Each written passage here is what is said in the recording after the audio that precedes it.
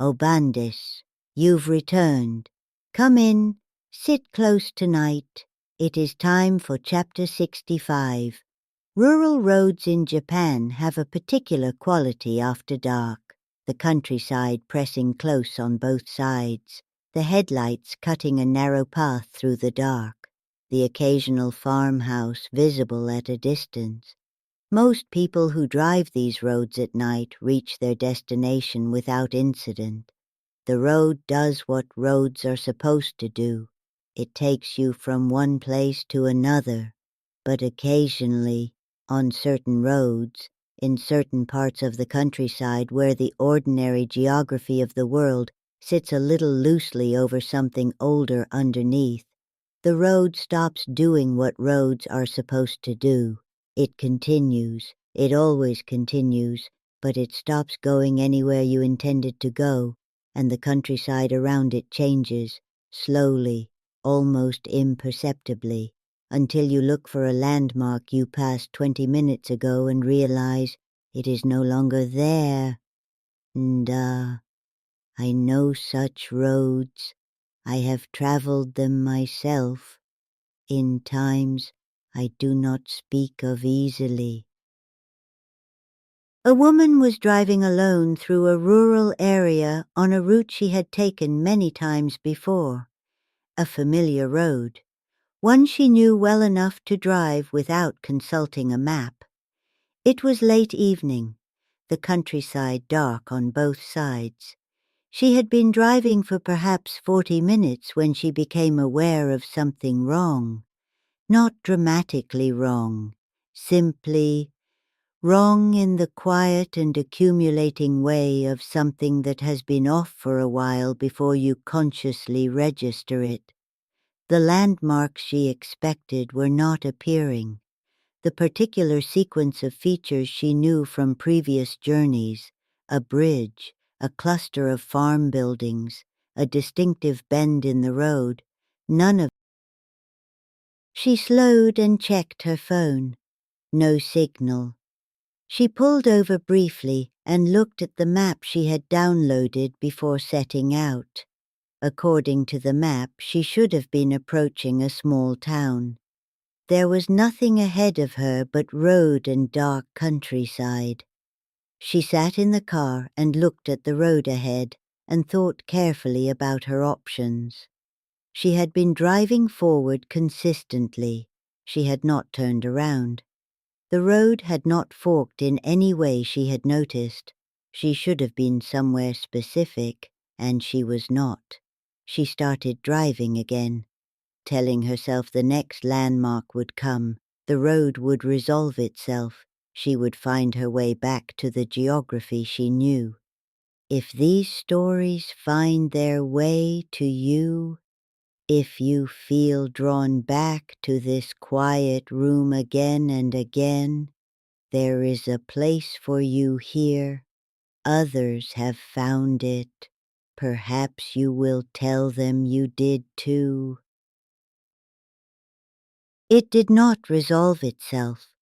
The road continued through countryside that felt increasingly unfamiliar, not threatening, not dramatically different from the rural landscape she had been driving through, simply wrong in that persistent and quiet way.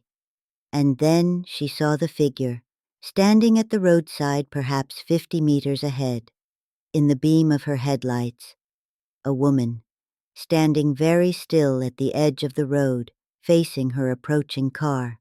She slowed as she drew closer. The figure did not move, did not step back from the road, simply stood, in the particular stillness of something that had been standing in that spot for a considerable time, and had no intention of moving. She drew level with the figure and looked, and the figure looked back at her, with an expression she could not fully read at that speed, but that stayed with her for a very long time afterward. Shakkoi, that look, cold in a way that had nothing to do with the night air. She did not stop. She drove past the figure and continued along the road, looking in her rearview mirror. The figure remained at the roadside behind her, not turning to watch her go, simply standing, facing the direction from which she had come, as though waiting for the next car. She drove for another 10 minutes, and then, without any turn she was consciously aware of making, she found herself on a road she recognized. A landmark appeared, then another, the familiar sequence of the route she had known all along. She reached her destination 20 minutes later, sat in the car outside and breathed carefully for a while, then went inside. She did not tell anyone what had happened that night, not immediately. She told me this story some time later, in the careful way of someone who has decided the details are worth getting right. She said the thing that stayed with her most was not the unfamiliar road, not even the figure at the roadside. It was the expression on the figure's face as she drove past. She had only seen it briefly, at speed, in the beam of her headlights, but she said it was the expression of someone who had been standing at that roadside for a very long time, who had watched many cars pass, who was entirely accustomed to being driven past without stopping, and who had developed, over that long time, a patience about it that was somehow more unsettling than anger would have been.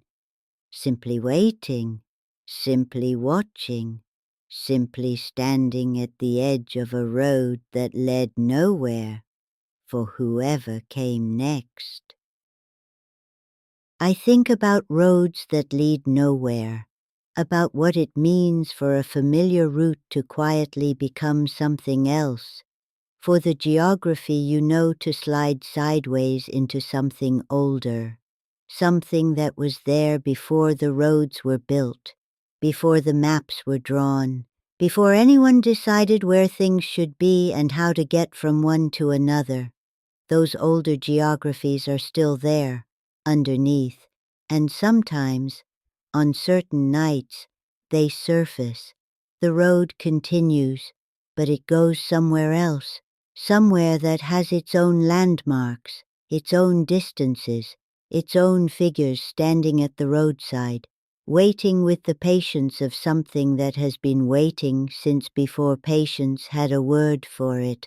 Ndanya, I know this, more than I sometimes wish I did.